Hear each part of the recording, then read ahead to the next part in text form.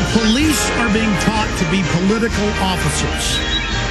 In the Soviet Union, they were called commissars, part of the commissariat. And they spent most of their time marking down what people said and did, getting neighbors to spy on each other. They had all these different excuses of why it was a good thing.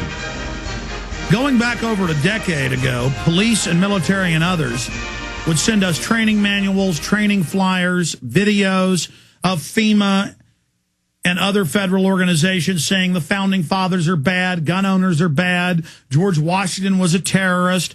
We have a clip of FEMA teaching Kansas City police, firemen, and sheriff's deputies in Fall of the Republic. We have them teaching this, video of FEMA teaching them this. And you saw the first thing they did when the feds were in control of New Orleans and surrounding areas. They went in even high and dry, safe areas, people at their own million-dollar homes in many cases, and took their firearms and put them in handcuffs. We could play those ABC News clips again if you'd like to see them. They're all over YouTube. And earlier this year, we broke the MIAC report. We broke the Homeland Security report saying Ron Paul supporters, American flag, bumper stickers, the Gadsden flag that says, don't tread on me. This is all terrorism, they said. And we have the John Elway Homeland Security videos where they say, workmen, telephone repair people, if you're in someone's house and see guns or gold, they may be terrorists. Call the terrorism hotline. And we have a clip of a Homeland Security produced video. We've aired the whole thing here. It's 15 minutes long, but a couple clips in Fall of the Republic, my new film that was released last week, where they're saying if somebody has a cell phone or binoculars or a camera, go ahead and question them and put them in the terror database. And that's why I could be in Kansas City, happen to my crew, at a city park, or we can be in D.C. or New York or Miami or L.A. Police walk up and say, driver's license, why are you here with a camera? We can be, we're showing homeless people in Los Angeles. Well, who are you with? And then they go and they put you in a database. You're a criminal. You're bad. You're being put on a secret list that's undemocratic and there's no due process. Remember 2 years ago, the head of one of the major unions, he was the head of the major district out of Denver for several states. The head federal marshal went public and said, we're ordered to put hundreds of innocent people on the terror list every month for life, ruining their lives. Now they say you won't be able to buy a gun if you're on that list, for ordering a vegetarian meal on a plane, or if a child takes a photo out the window. This is about getting everybody on list and setting the precedent for this. And we're going to go to Bob Chapman in a moment and get his take on this, but I wanted to show you the latest thing we got. This is the Bureau of Justice Assistance, FBI, Federal Bureau of Investigation, Communities Against Terrorism, Potential Indicators of Terrorist Activities Related to Tattoo Shops. And they are asking the tattoo owners to make note of suspicious statements, people or vehicles, watch for people and actions that are out of place, talk to customers, ask questions, and listen and observe their responses. And see, they always start the program saying it's for Al-Qaeda. But once you show you're interested, they come to you and say, we actually want to fight veterans and gun owners, and that's come out that they're training the school kids for this, and it's in the New York Times saying how great it is. Require valid ID from all new customers. So they want everybody to show ID, getting you ready for the cashless society. And it says, what should I consider suspicious? It says anyone that asks for identity privacy. Every time I go to stores now, I might try to buy $10 of batteries or $100 of bullets or a tent. I go to Academy. They want that zip code. They want that driver's license. All these other businesses want it. It's going in a database. They're selling it. Insist on paying with cash. Oh, cash, see. John Elway says gold's bad. And I have listeners all the time. In fact, we've had forum moderators. No criminal record, veterans, upstanding members of the community. They get SWAT teamed because they're trying to sell their house, and the realtors see they have a gun case. And the police come.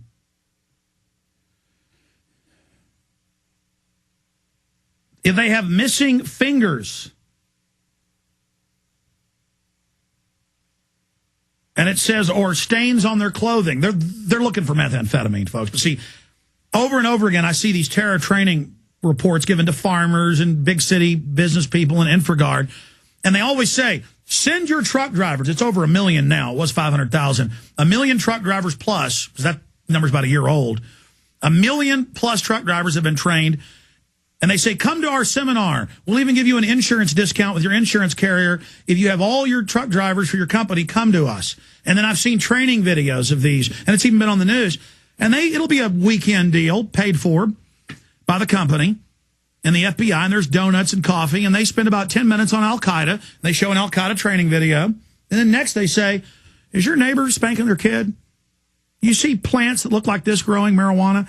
Do you see somebody with a bag on their back walking on the highway? Go ahead and call Homeland Security. This is just priming the pump, training you to be spies and tattletales. They're 5 years ahead in England. They're now announcing what it's for. Total control of everybody. Parents won't be able to be in public with their children without a special government license. That is the London Telegraph. And you read this, Philadelphia Division, FBI.gov.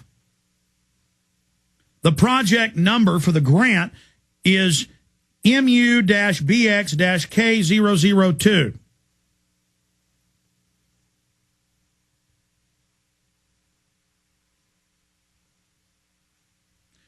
It's important to remember that just because someone's speech, actions, beliefs, and appearance or way of life is different, it does not mean that he or she is suspicious. So they have that at the end after they say, be a little spy. This is the secret police takeover of America. He died 2 years ago, but 7 years ago, in 2002, Marcus Wolf, the head of the former East German Stasi, the biggest police state ever, worse than Stalin, worse than Hitler per capita in that half of Eastern Germany, that half of Deutschland.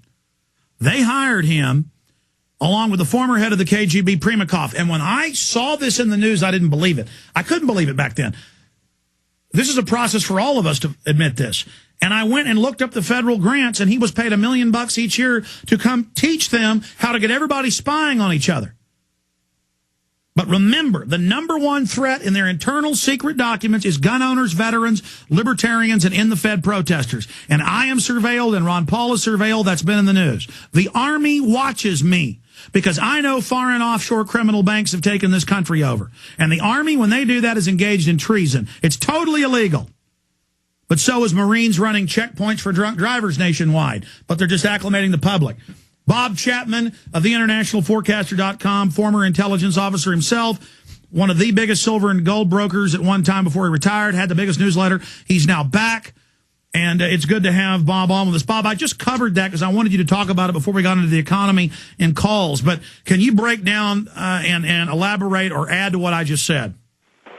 Well, you're pretty comprehensive, but my own personal experience, we used to spy on Stasi and the KGB and the NKVD and the mainline operators out of Moscow, and we even used to track armored units and you name it, we did it, and we were really good at it. But what you say about Stasi is so true. I lived in Germany for several years. I spoke German, and Stasi was absolutely the worst of the worst. And when the U.S. government, hired Primakov and Wolf, I just really couldn't believe it. I was speechless. And so I knew what they were going to do, just like you did. But this is an example of government or people who control government setting up a situation where we could all spy on each other, and who better to learn from than the most wicked of the spies. And incidentally, what really floored me as well, after the merger in the early 90s of West and East Germany, none of the spies for East Germany and West Germany, nor none of the people who spied on other people within East Germany were ever brought to trial. It's just incredible. And so, it was like after the Second World War, when we had Mueller, one of the heads of the SS, working for the U.S. government. And he lived here for many years and then died and is buried in the San Francisco area.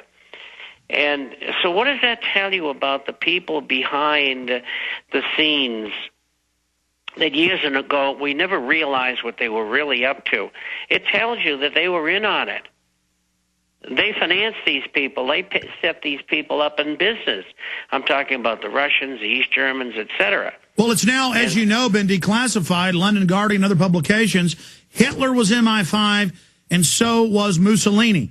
And then we already have the Lord Milner group in the 20s saying we've got to put dictators in to wreck Europe, then we'll go have a war with them. And that's why Hitler thought he had a deal with England when he invaded Czechoslovakia. But that's absolutely correct. And, you know, Mussolini was paid in the 1920s a great deal of money. £100 a month was a lot of money. At that time, the pound was worth $4.75.